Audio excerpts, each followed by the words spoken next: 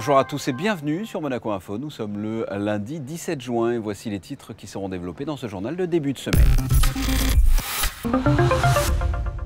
Nous débuterons avec un point presse au ministère d'État portant sur le plan national d'accompagnement du vieillissement et de la prise en charge de la dépendance. Coup de stress pour les lycéens et surtout pour les parents. Les épreuves du bac ont débuté avec comme d'habitude la philo. Nous reviendrons sur la 10e édition Happy Days sous le thème de l'abeille meilleure ouvrière de France. Nous irons au Grimaldi Forum pour vivre l'ambiance de la 59e édition du Festival de télévision de Monte-Carlo avec notamment les temps forts. Et à la suite de ce journal, votre magazine Actu Sport présenté aujourd'hui par Dominique Poulain. Nous ouvrons donc ce journal avec ce point presse au ministère d'État portant sur le plan national d'accompagnement du vieillissement et de la prise en charge de la dépendance.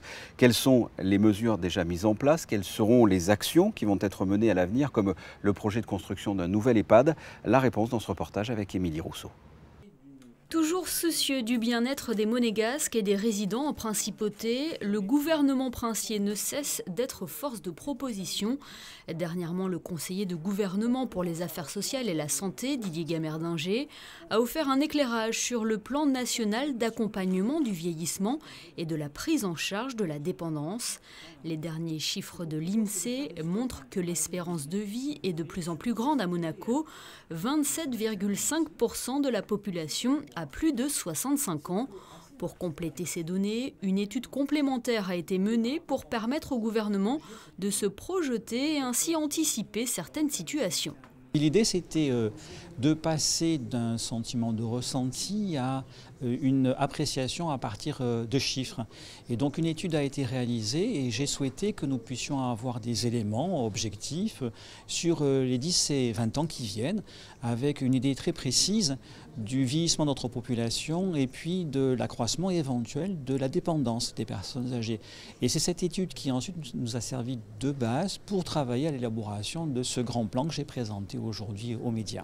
Le maintien à domicile, l'accueil et les soins en institution, la qualité de service ne cesse de s'améliorer pour les aînés monégasques. 600 seniors sont accompagnés par le centre de coordination gérontologique de Monaco. Ils peuvent ainsi bénéficier des prestations pour un maintien à domicile, un service qui permet de reculer de 10 années l'accueil en établissement spécialisé. Les avancées sont que les plafonds, comme l'a annoncé le conseiller, de la prestation d'autonomie vont être revus à la hausse. L'avancée aussi, c'est qu'il y a une convention qui a été faite avec les prestataires privés, ce qui est une avancée très importante, c'est un véritable partenariat. Également la mise en place d'une fiche d'événements indésirables qui peut être envoyée par les bénéficiaires au CCGM ou à la DASA. Mais on a reçu très peu de fiches à ce jour. En fait, le système fonctionne véritablement très bien. Mais petit à petit, de nouveaux outils sont mis en place au profit de la qualité de la prise en charge des résidents. L'âge moyen de l'accueil en institution est de 87 ans. Si l'on suit cette donnée, près de 420 personnes seraient demandeuses en 2020, plus de 1000 en 2049. Un phénomène à anticiper, d'où cette annonce faite par le conseiller de gouvernement. Ce qu'on voit très bien sur les données dont on dispose, sur les chiffres, c'est qu'aujourd'hui nous sommes en mesure de faire face à la demande, mais demain, avec l'accroissement du nombre de personnes âgées qui souhaiteront et qui devront être accueillies en institution, nous devrons construire un bâtiment supplémentaire à l'échéance de 2025-2026. Et puis encore plus loin, en 2035, nous devrons disposer sans doute de 2 bâtiments de plus. Des bâtiments supplémentaires donc pour anticiper la demande. Un premier lieu devrait voir le jour vers le boulevard du Larvoto à l'horizon 2025. La politique de gouvernement dans ce domaine s'inscrit donc dans la durée avec ces décisions prises dès à présent. C'est aujourd'hui que débute le baccalauréat. Comme chaque année, il commence par la traditionnelle et redoutée épreuve de philosophie. Benjamin Belay était présent au lycée Albert Ier pour connaître les impressions des élèves. Reportage.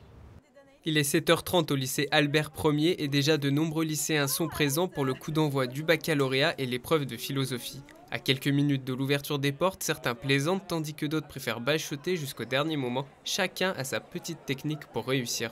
Là, je viens de relire une annale et après, en fait, un peu les deux en même temps parce que là, on décompresse, mais j'ai révisé juste avant, donc ouais, c'est un mélange des deux en fait. Bien analyser le sujet de dissertation. Pourquoi?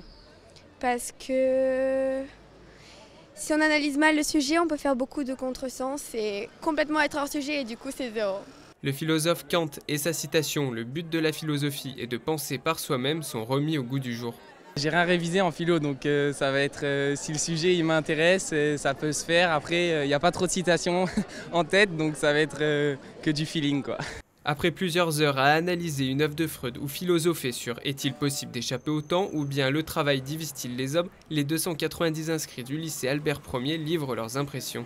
La dissertation, c'était pas trop ça, du coup j'ai pris un commentaire et je pense que ça devrait aller. Après, c'est l'épreuve de philosophie, donc on ne peut pas vraiment savoir si on est satisfait ou pas. C'est très aléatoire, donc on verra bien la note et je jugerai à ce moment-là. Je suis assez soulagé parce que je m'attendais à être complètement perdu devant le sujet, comme j'ai été la plupart du temps pendant l'année, mais au final j'ai réussi à me trouver au niveau du deuxième sujet. Courage à tous les candidats, ils enchaînent demain avec l'épreuve d'histoire-géographie. La fin du bac est prévue pour lundi prochain et la publication des résultats se fera le vendredi 5 juillet. Allons à présent à la découverte des ruches monégasques et de nombreux ateliers de sensibilisation autour de l'abeille à l'occasion de la 10e édition Happy Days, édition sous le thème de l'abeille meilleure ouvrière de France. Reportage d'Alexandra Pani, Serge Prémont et Louis Borgia. Sensibiliser le public au sort des abeilles et des pollinisateurs sauvages. Depuis 10 ans, l'Union nationale de l'apiculture française a lancé les Happy Days, des journées articulées autour d'ateliers pour mieux comprendre le fonctionnement de ces petits insectes indispensables à notre planète. Le problème, le jour où il n'y aura plus d'insectes pollinisateurs, dont fait partie l'abeille, la différence c'est que l'abeille elle est domestiquée, on peut la déplacer pour aller sur des cultures, pour faire les pollinisations. C'est la pollinisation. C'est le gros problème. On va avoir des problèmes de pollinisation.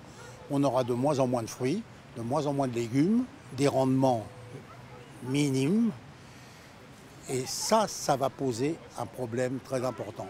Parce que l'abeille, elle diminue, mais la planète, elle augmente. Vous vous rappelez les différents miels qu'on a dit?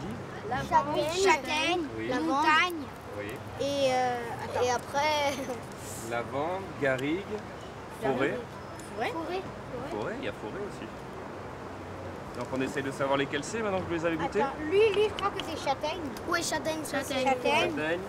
Monaco est signataire de la charte abeille sentinelle de l'environnement depuis 2011. Chaque année au mois de juin, des élèves sont accueillis pour assister à la récolte du miel des ruchers monégasques situés sur le toit du musée des timbres et des monnaies à Fontvieille et découvrir de nombreux ateliers de sensibilisation. Il n'y a plus les abeilles sur la terre, il n'y a plus de vie, les fleurs... Parce qu'en fait, les abeilles, elles viennent prendre le pollen pour les transporter de fleur en fleur pour pouvoir faire grandir la nature. Et en fait, grâce à la nature, on peut respirer. Alors, à la fin, s'il n'y a plus d'abeilles, à la fin, il y aura plus de nature. Des ateliers également ouverts au public, toujours très curieux. C'est vrai que c'est assez fantastique de se dire d'abord c'est une bête qui a 5 yeux alors qu'on en a 2. Moi, ça, je trouve ça époustouflant. Et puis évidemment, de voir tout leur travail, la quantité de miel qu'elles peuvent produire, c'est extraordinaire, c'est vraiment une bête à bon Dieu extraordinaire. Dans toutes les classes, on essaye de les ouvrir un peu à beaucoup de choses, et ben, c'est une façon de le faire. Et en plus, elles sortent de leur salle de classe et c'est toujours très apprécié des enfants de faire des choses différentes. Quelques solutions sont facilement accessibles pour quiconque souhaite à son échelle aider ces insectes pollinisateurs. En premier lieu, bannir les pesticides et si l'on possède un jardin ou même un petit balcon, préférer planter des fleurs mellifères ou pollinifères, des mesures concrètes et faciles à adopter pour la protection des abeilles et le développement de l'apiculture. Voici le reste de l'actualité, en bref et en images. Il s'agit de l'une des plus anciennes, mais aussi des plus actives associations de la principauté. Monaco Aide et Présence vient de fêter son 40e anniversaire au Palais Princier. Près de 300 personnes étaient réunies dans la cour d'honneur autour de la présidente de l'association, Donatella Campioni, et du prince Albert II, président d'honneur. De nombreux acteurs locaux qui bénéficient de l'aide de MAP à travers le monde avaient également fait le déplacement à l'image du père Pedro. Cette soirée aura permis de récolter pas moins de 775 000 €. Les mères et pères mis à l'honneur par la mairie de Monaco, toutes les familles monégasques ayant accueilli leur premier enfant entre le 1er mai 2018 et le 30 avril 2019, soit 51 naissances, ont ainsi été invitées. Le maire a remis à tous un cadeau personnalisé, spécialement créé pour l'occasion. Et puis ces images du défilé de mode proposé par le créateur Fabiano Desplat. Il a présenté à la Rascasse sa collection de prêt-à-porter printemps-été 2019-2020. Direction le Grimaldi Forum pour découvrir à présent les temps forts du week-end liés à la 59e édition du Festival de télévision de Monte-Carlo. Et vous allez pouvoir le constater, le public a été très largement convié. Reportage de Sandrine Nègre, Lionel Bernardi, Serge Prémont et Clélia Renaud. Monseigneur, Excellence, Monsieur, Madame, bonsoir et bienvenue à la 59e cérémonie d'ouverture du Festival de télévision de Monte-Carlo. Une 59e édition marquée tout d'abord par la cérémonie d'ouverture, le 14, en présence de son Altesse Sérénissime le Prince Albert II. Cérémonie au cours de laquelle a notamment été présentée la série LA's Finest avec Jessica Alba et Gabrielle Union. Le 15, ce sont des coulisses qui étaient à l'honneur. Avec 44 000 candidatures pour la saison 12, Pékin Express bat un véritable record qui illustre et prouve l'intérêt et l'engouement des Français. Les amateurs ont eu le privilège de visionner une trentaine de minutes de la prochaine saison diffusée sur M6 cet été. Direction cette fois-ci le Guatemala, le Costa Rica puis la Colombie.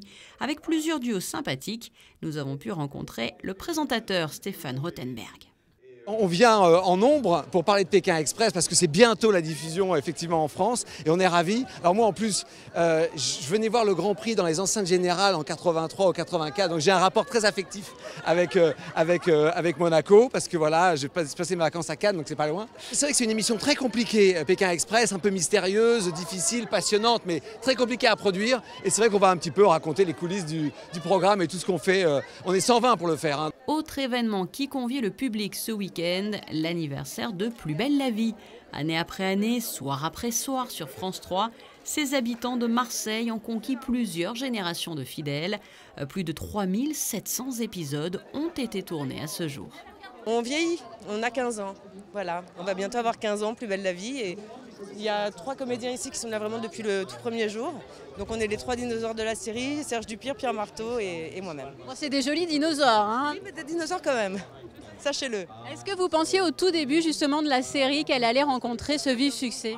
Non, au début de la série, on pensait repartir 3 mois après, donc c'est sûr qu'on ne s'attendait pas du tout à monter les marches du festival de Monte-Carlo, Monaco, 15 ans après. Un deuxième anniversaire était célébré sur ce 59e festival de télévision de Monte-Carlo, les 20 ans de Bob l'éponge. Et oui, cette série d'animation ou dessin animé est proposée depuis la fin des années 90 et a séduit dès le départ les plus jeunes mais aussi leurs parents, comme l'actrice Poppy Montgomery, présente sur le festival. Is it that old? Yeah. Oh my gosh, happy birthday SpongeBob SquarePants! Ils sont devenus des habitués du Festival de télévision de Monte-Carlo, les actrices et les acteurs des Feux de l'amour ou encore d'Amour, gloire et beauté. Ils font le bonheur de leurs fans, venus nombreux au Grimaldi Forum. Sandrine Nègre nous propose d'en savoir plus sur la vie mouvementée de Sharon, de Victoria ou encore au hasard de Shona. Elle ne se déroule pas dans les mêmes villes. Los Angeles pour Amour, gloire et beauté, diffusé sur France 2, et Genoa City pour les Feux de l'amour sur TF1. Mais elles partagent un point commun, l'amour et ses complications, avec des belles filles qui tombent amoureuses de leur beau-père, des belles-mères qui tombent enceintes de leur beau-fils. Et oui, certains personnages accumulent les divorces, jusqu'à 7. Tout cela contribue au succès, les deux soaps sont sans cesse renouvelés. I think the success comes from this I say every time is so easy. There's nothing. Je crois que c'est une série très générationnelle. Tout le monde la connaît, les grands-mères, leurs petites filles et avant elles leurs mères. Nos histoires de cœur les intéressent, oui, mais je pense que l'on nous regarde aussi, car à travers les écrans, les spectateurs perçoivent tout ce qui peut se passer dans une grande famille. It seems to be a family thing, and the families bring it in, and it becomes sort of a tradition. Well, Sharon started out as a high school kid in love with her high school boyfriend, and this turned into, you know, the romance of the ages, Sharon and Nick. Le personnage de Sharon a commencé au lycée, donc c'est vrai qu'on la suit depuis sa première grande relation, et ce jusqu'à aujourd'hui.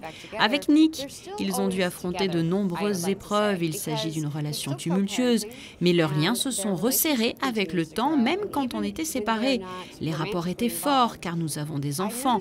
Sharon a évolué en devenant une femme qui a une relation respectable, et c'est une mère incroyable, devenue un exemple. So I think that one main evolution of Sharon was turning into a grown woman, a woman with a respectable relationship with her partner. Les Feux de l'amour existent depuis 1973. Amour, gloire et beauté est né en 1987 et des nouvelles comédiennes font leur arrivée en 2019 à l'image de Denise Richards.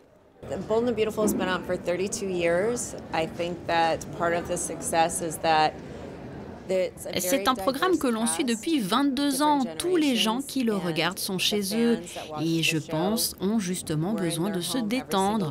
Peu à peu, je crois qu'ils se familiarisent littéralement avec un ou plusieurs personnages. Ils se sentent en connexion et s'intéressent aux relations de cœur de ces personnages qui vivent en plus dans une ville qui plaît énormément, Los Angeles, et tout son glamour. And people have the fantasy of what that is like and all the glitz and the glamour. Et si vous regardez régulièrement Amour, gloire et beauté, vous avez dû apercevoir la principauté, puisque plusieurs scènes ont été tournées sur le sol monégasque au cours de précédentes éditions du Festival de télévision de Monte-Carlo. Quel temps va-t-il faire toute cette semaine? La réponse avec la météo. Les pluies se sont définitivement éloignées et le temps devrait rester sec tout au long de la semaine et même au-delà le week-end prochain. Demain mardi, la journée sera donc généralement ensoleillée avec des températures pouvant grimper jusqu'à 25 degrés. Mercredi, un beau et généreux soleil rayonnera tout au long de la journée. Jeudi, quelques nuages ne seront pas exclus par moment, mais la journée sera très agréable. Vendredi, peu de changements et des températures oscillant entre 18 et 22 degrés. Les nuages seront un peu plus présents le week-end, mais le temps restera sec. Ce journal est terminé. Merci de votre fidélité. La suite de vos programmes sur Monaco Info. À très bientôt. Au revoir.